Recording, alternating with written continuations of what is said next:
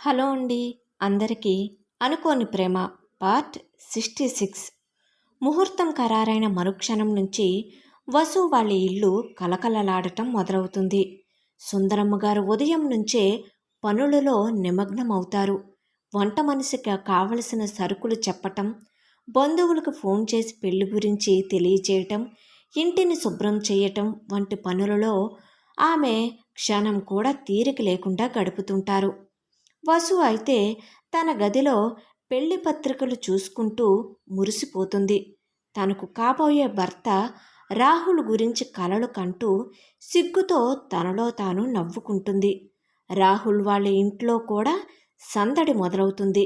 లక్ష్మి గారు పెళ్లికి కావలసిన బట్టలు, నగలు సిద్ధం చేస్తూ ఉంటారు.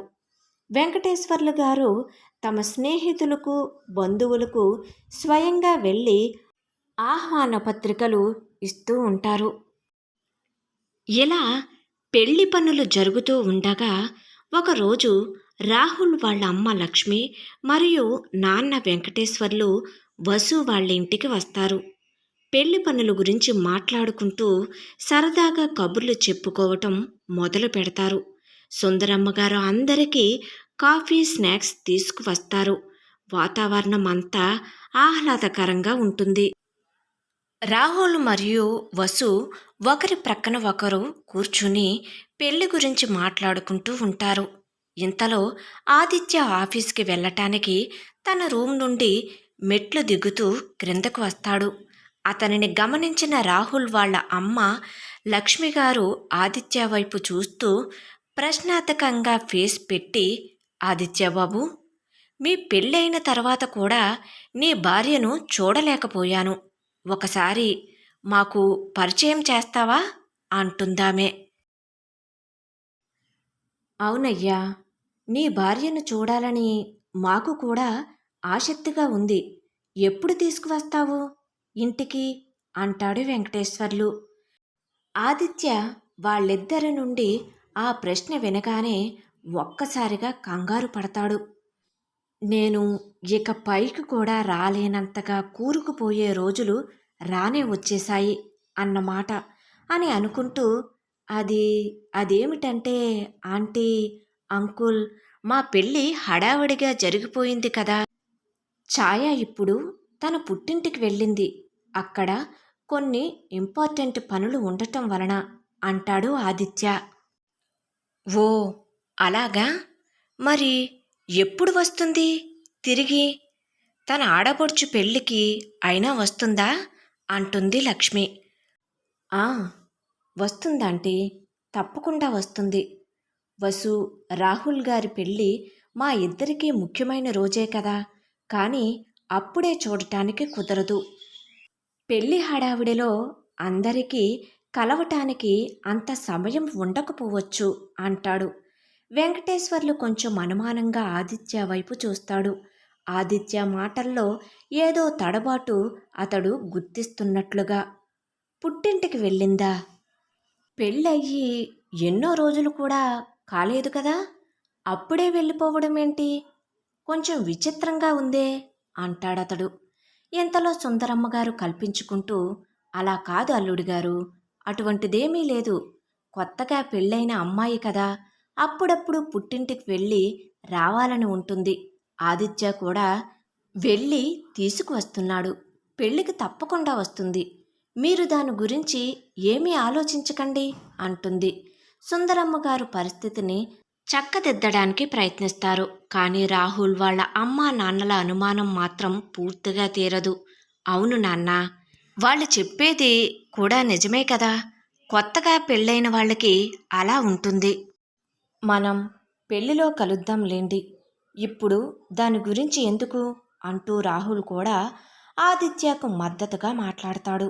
కానీ రాహుల్ వాళ్ళ అమ్మా నాన్నల ముఖాలలో మాత్రం తమ ప్రశ్న అలాగే ఉండిపోతుంది. సరేలే ఆదిత్య, నీ ఇష్టం, కానీ పెళ్ళికి మాత్రం నీ భార్యను తప్పకుండా తీసుకురావాలి. ఈ ఇంటి కోడలు మరియు మాకు వరుసకు కూతురు అవుతుందిగా, మాకు కూడా మా కూతురుని చూడాలని ఆసక్తిగా ఉంది అంటుంది లక్ష్మి. ఆంటీ, నేను స్వయంగా తీసుకువస్తాను అంటాడు. ఆదిత్య పైకి నవ్వుతూ నటిస్తూ ఉన్నా లోపల మాత్రం భయం మొదలవుతుంది. ఈ పెళ్ళికి ఛాయాను ఎలా ఒప్పించాలి? ఒకవేళ ఆమె రాకపోతే అందరికీ అనుమానం వస్తుంది. కాబట్టి ముందే నేను ఆ మొండి ఘటాన్ని ఒప్పించే మార్గాలు ఆలోచించాలి అనుకుంటాడు. తరువాత ఆదిత్య ఆఫీస్కి బయలుదేరుతాడు. ఆఫీసులో ఉంటాడే కానీ అతని మనసంతా ఆలోచనలతో నిండిపోతుంది. ఛాయాను వాళ్ళింట్లో పెళ్లి పూర్తయ్యే వరకు ఉండాలని ఎలా ఒప్పించాలి? రాహుల్ వాళ్ళ అమ్మా నాన్నలు పెళ్లికి ఆమెను చూడాలని అడుగుతున్నారు. ఒకవేళ ఛాయ రాకపోతే అందరికీ అనుమానం వస్తుంది. ఆ రహస్యం బయటపడితే వసు పెళ్ళి ఆగిపోయే ప్రమాదం ఉంది. ఎలాగైనా ఛాయను ఒప్పించి పెళ్లి పూర్తయ్యే వరకు ఇంట్లోనే ఉండేలా చేయాలి అనుకుంటాడు. లంచ్ టైంలో ఆదిత్య ఛాయా క్యాబిన్లోకి వెళ్తాడు. ఛాయ అప్పుడే తన లంచ్ను కంప్లీట్ చేసి తిరిగి తన క్యాబిన్కు వస్తుంది. తన క్యాబిన్లో కూర్చుని తన పనిలో నిమగ్నమై ఉంటుంది. ఛాయ, కొంచెం మాట్లాడాలి అంటాడు. ఛాయ తల పైకెత్తి చూసేసరికి ఎదురుగా ఆదిత్య ఉంటాడు. అతని ముఖంలో ఏదో ఆందోళన కనిపిస్తుంది. చెప్పండి సార్, ఏమైంది అంటుందామే. అది చాలా ఇంపార్టెంట్ విషయం. మనం ఒకసారి నా క్యాబిన్కి వెళ్ళి మాట్లాడుకుందాం అంటాడు. ఛాయ కొంచెం ఆశ్చర్యపోతుంది. కానీ ఏమీ మాట్లాడలేదు. ఆదిత్య చెప్పినట్లే అతని వెనకాల ఆదిత్య క్యాబిన్కి వెళ్తుంది. అతడు తన చైర్లో కూర్చుంటాడు. అతడికి ఎదురుగా ఉన్న చైర్లో కూర్చుంటుంది ఛాయ. చెప్పండి సార్, ఏంటి విషయం అంటుంది. అదే ఛాయ, వసు పెళ్ళికి ముహూర్తాలు ఫిక్స్ చేశారు అంటాడు. మంచిదే కదా సార్ అంటుందామే. అవును, మంచి విషయమే. కానీ రాహుల్ వాళ్ళ అమ్మా నాన్నలు పెళ్ళికి నిన్ను చూడాలని అడుగుతున్నారు కాబట్టి అని ఆగుతాడు. కాబట్టి ఏంటి సార్? కాబట్టి పెళ్ళి పూర్తయ్యే వరకు నువ్వు మా ఇంట్లో ఉండాలి అంటాడు ఆదిత్య. ఛాయ ఒక్కసారిగా నిరాకరిస్తుంది. ఏంటి సార్?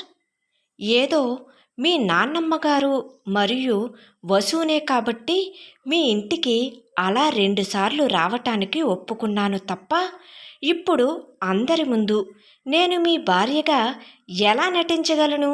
ఇది అసాధ్యం. మా ఇంట్లో వాళ్ళకి ఏం చెప్పాలి? నేను రాను అని ఖచ్చితంగా చెప్పేస్తుంది ఛాయ. ఆదిత్య బ్రతిమలాడుతూ, ప్లీజ్ ఛాయ, అర్థం చేసుకో. ఇది నా ఒక్క సమస్య కాదు. వసు పెళ్ళి కూడా దీని మీద ఆధారపడి ఉంటుంది. రాకపోతే అందరికీ అనుమానం వస్తుంది. అప్పుడు అసలు విషయం బయటపడితే వసు పెళ్ళి ఆగిపోతుంది అంటాడు. ఛాయ ఆవేశంగా, మీరే కదా ఇదంతా మొదలుపెట్టారు. మీ స్వార్థం కోసం నన్ను ఈ కాంట్రాక్టులో ఇరికించారు. ఇప్పుడు నా వల్ల మీ చెల్లెలి పెళ్ళి ఆగిపోకూడదు అంటున్నారు. నా వల్ల ఇదంతా జరిగినట్లుగా మాట్లాడుతున్నారు అంటుంది ఛాయ. ఛాయ మాటలు వినిన ఆదిత్యకి ఏం చెయ్యాలో తెలియక తలదించుకుంటాడు. ఛాయ కోపంలో కూడా నిజమై ఉంది.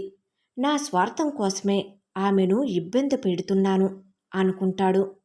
ఆదిత్య నిరాశగా, నాకు తెలుసు ఛాయ, నేను చేసింది తప్పు. కానీ ఇప్పుడు పరిస్థితి చేయి దాటిపోయింది. దయచేసి ఒక్కసారి నా చెల్లి పెళ్ళి పూర్తయ్యే వరకు మాత్రమే, తర్వాత నీకు ఇబ్బంది పెట్టను అంటాడు. ఛాయ కొంచెంసేపు ఆలోచించుకుంటుంది. ఆదిత్య బాధను ఆమె అర్థం చేసుకోగలుగుతుంది. కానీ అందరి ముందు ఒక భార్యగా నటించటం ఆమెకు చాలా కష్టంగా అనిపిస్తుంది. నాకు కొంచెం టైం కావాలి సార్, నేను ఆలోచించి చెబుతాను అని చెప్పి తన క్యాబిన్కి వెళ్ళిపోతుంది. ఆదిత్య నిస్సహాయంగా అలా నడుచుకుంటూ వెళ్ళిపోతున్న ఛాయా వైపు చూస్తూ ఉంటాడు. ఎలాగైనా నేను ఛాయాను ఒప్పించాలి. ఎలా అని ఆలోచిస్తూ ఈ ప్రాబ్లంకి పరిష్కారం రఘుగాడైతేనే కరెక్ట్. వాడు మంచి మాటకారి కూడా. బహుశా వాడు ఛాయాను ఒప్పించగలడేమో అని అనుకుంటూ వెంటనే రఘుని తన క్యాబిన్లోకి పిలిపించుకుని జరిగిన విషయం అంతా చెబుతాడు ఆదిత్య. అనుకోని ప్రేమ కథ కొనసాగుతుంది. మరి ఛాయాను ఆదిత్య వాళ్ళింటికి తీసుకువెళ్ళటానికి రఘు ఏదైనా ఐడియా ఇస్తాడంటారా?